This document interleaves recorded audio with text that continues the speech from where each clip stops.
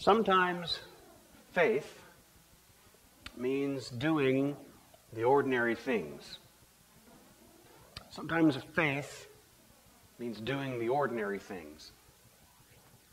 Today's gospel shows us an incident of the apostles wanting to outgrow their britches or get above their station or do more than they ought.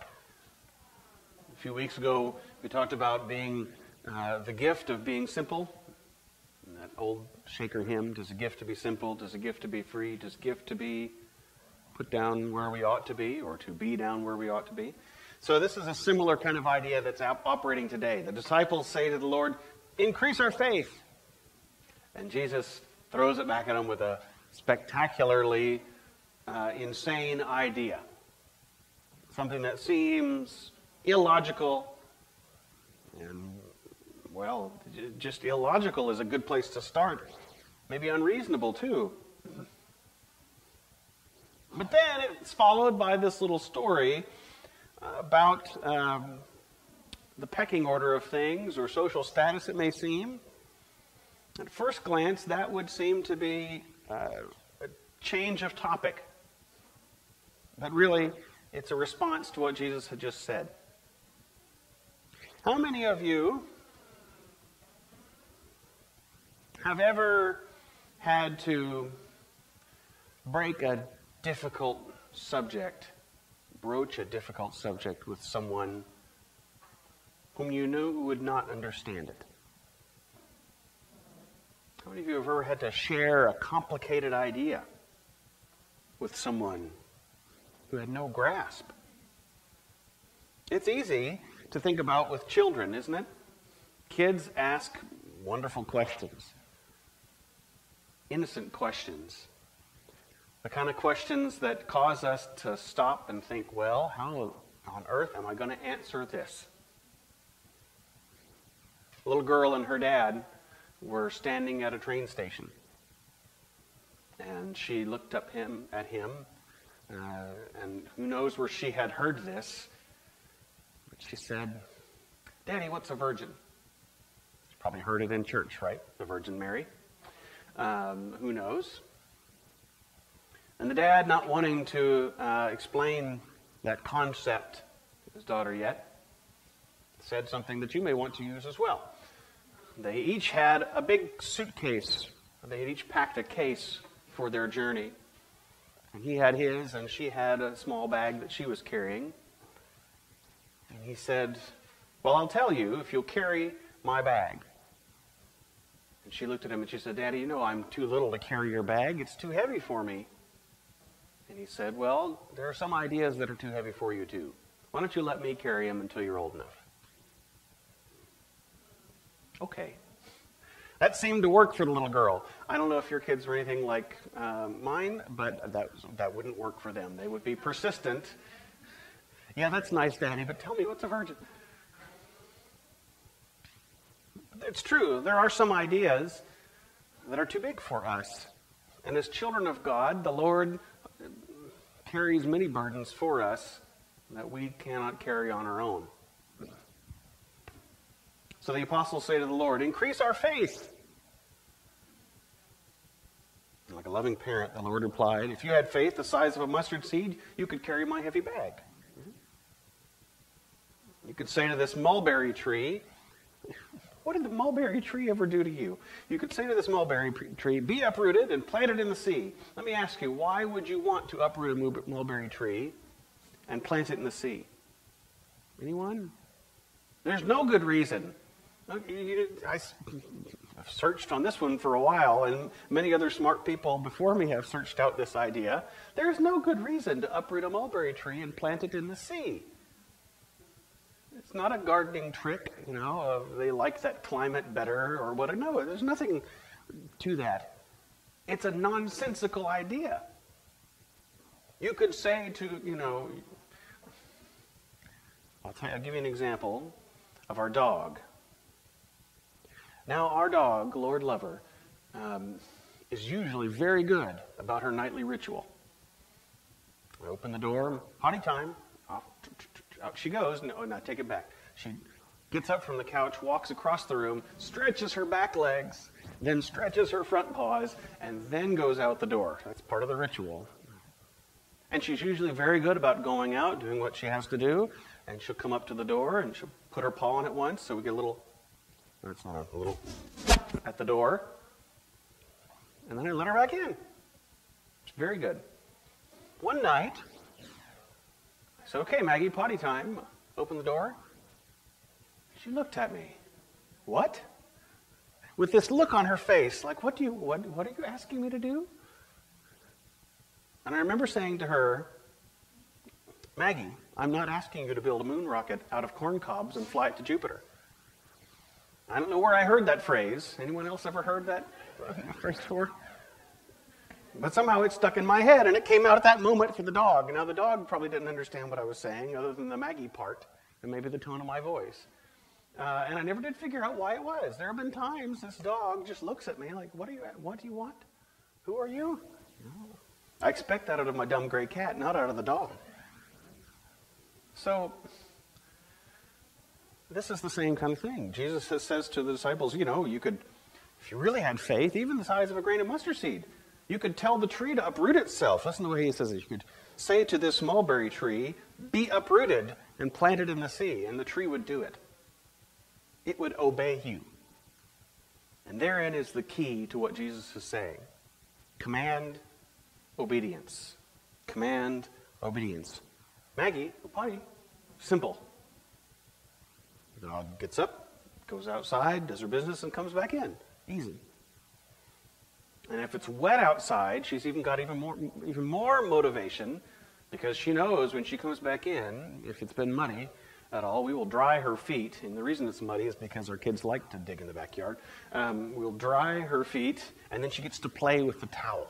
Oh, special treat par excellence. The dog has motivation to do what's expected of her. But sometimes, again, she looks at you funny. The apostles were looking to do more than they were able to do, and the Lord threw back a ridiculous example. Then throws this story at them.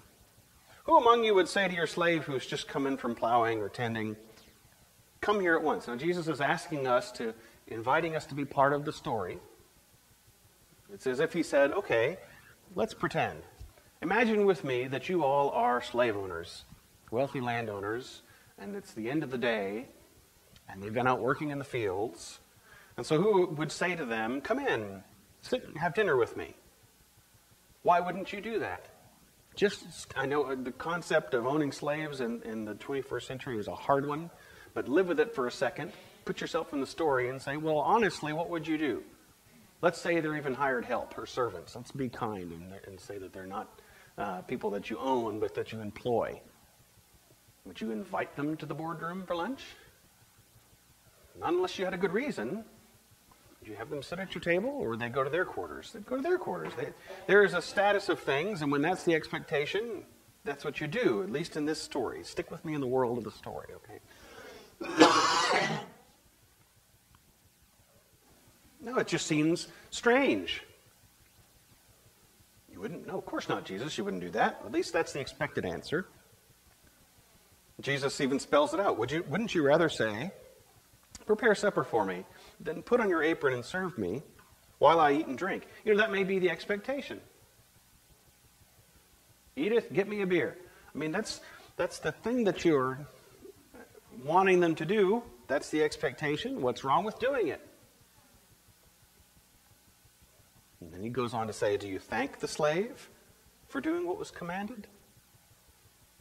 Keep in mind, his original ridiculous idea is set in the context of command and obedience. You say to the tree, be uprooted and be planted in the sea, and the tree does it. The tree, it says, would obey you. So you say to the slave, prepare supper for me, and they do it.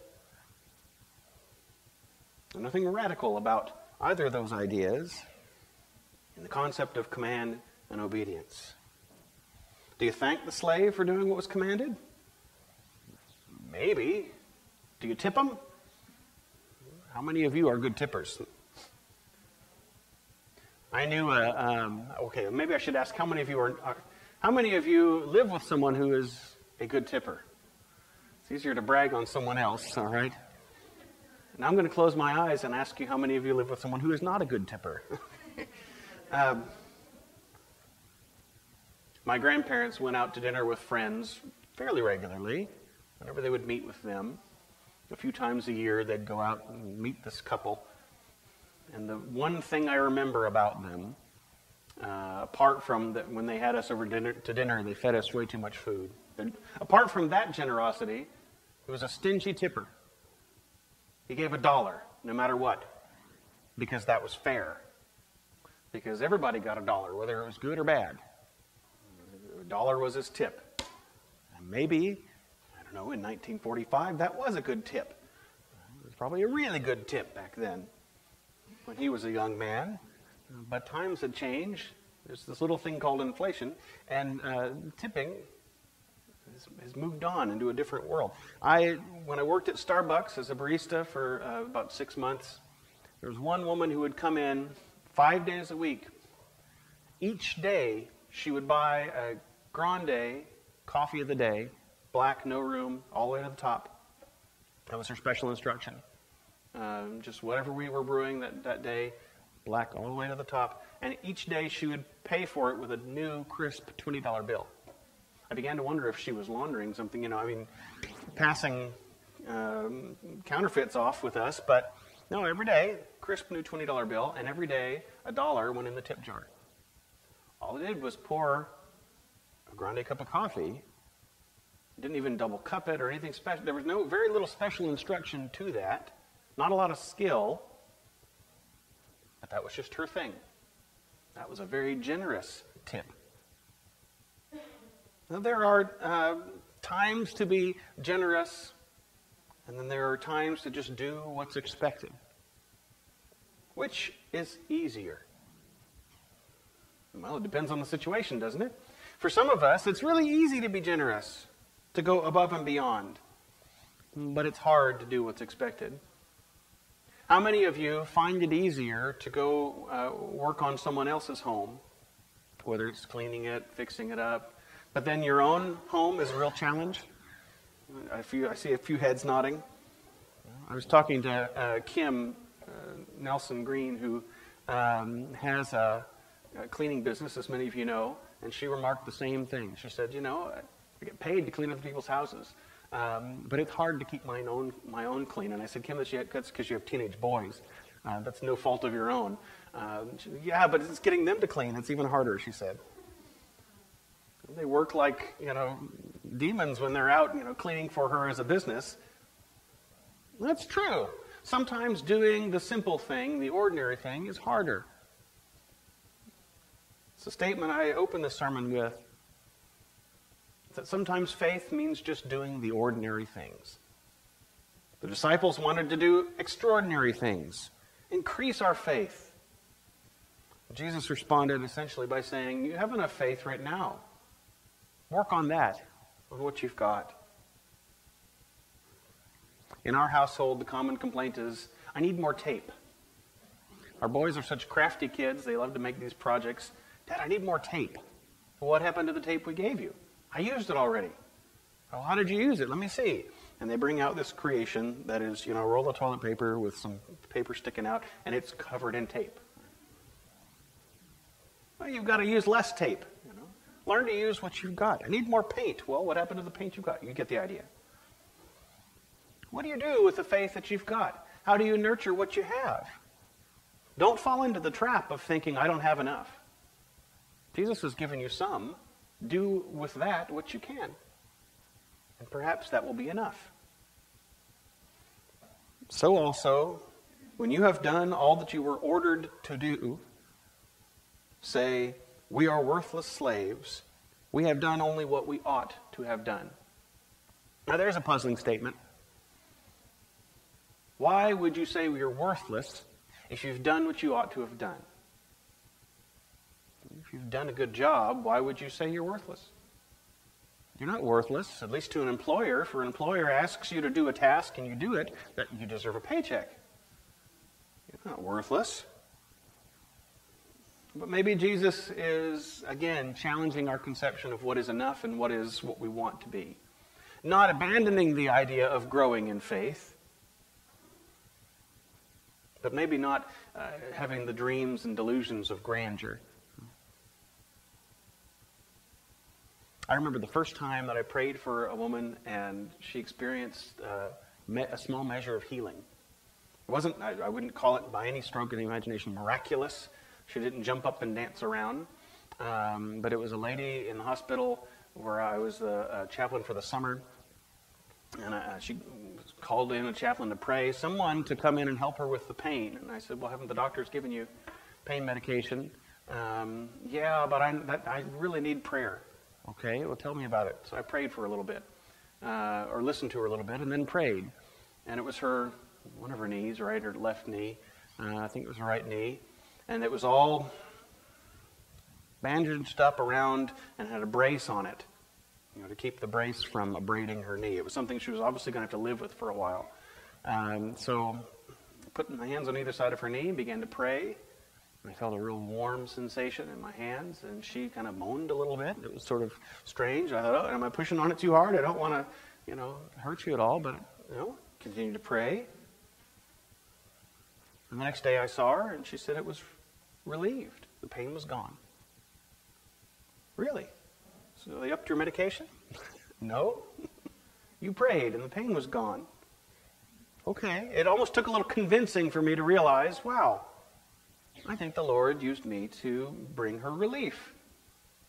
So she didn't jump up and down and dance around the room and take off the brace and throw it. That would have been spectacular. But somehow in our brains, I think, at least in my head, something little like that happens, and then you begin to get delusions of grandeur. Visions of walking down the hallway, just zapping every room and healing people. Okay, so maybe not that extravagant, but you get the idea. Or the first time you ride a bike. Can you think back that far? The first time you're allowed to ride your bike around the block. What do you want to do next? Go down the street. And what do you want to do after that? Explore your whole city. And then you want to take your bike to school and you want to ride it everywhere. Okay, if you're not like me, you're looking at me puzzled like, well, I didn't feel that way. But maybe you get a little bit of the idea. You learn to be good at something small, and then suddenly you want to do a little more. It's part of our human nature to want to do more. But Jesus is telling us to say that we are worthless slaves. We've only done what we ought to have done. To approach it from a sense of self-deprecation even, of humility, of honest humility that says, maybe if I had the faith the size of a mustard seed, I could, build a moon rocket out of corn cobs and fly to Jupiter. Maybe. But right now, the faith that I have is enough to get me through today. Right now, the faith that I have is enough to encourage my neighbor who needs it.